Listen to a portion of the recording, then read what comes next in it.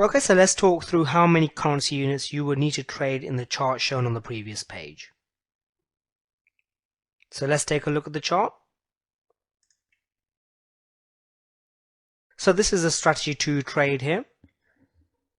We need to work out exactly how many currency units you would trade here if you had $10,000 in the account and you are putting in a 3% risk in each trade. So our stop and entry are as defined here, and the ABCD is as shown.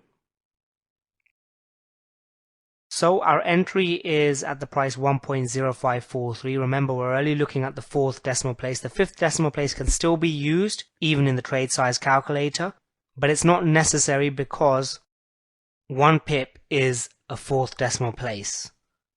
So we only really need to look at 4 decimal places. So our entry here is at 1.0543 and our stop is at 1.0552. So that is a risk of 9 pips. 43 to 52 is 9 pips.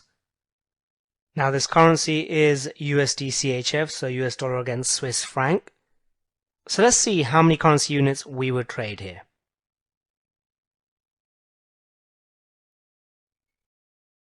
So we said if we've got a $10,000 account and we want to risk 3% per trade, the currency is US dollar against Swiss franc.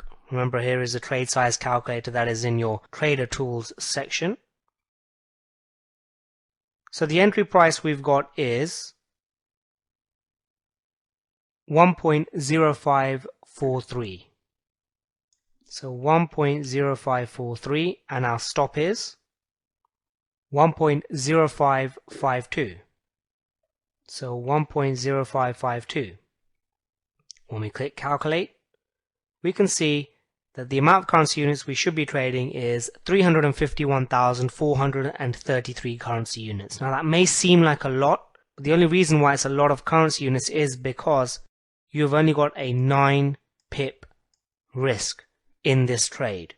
Now normally you're not going to have such a tight stop. It's just for the purpose of an example. But for this particular example, if you are risking only 9 pips at a 3% risk of a $10,000 account on USD CHF, you'll be trading 351,433 currency units.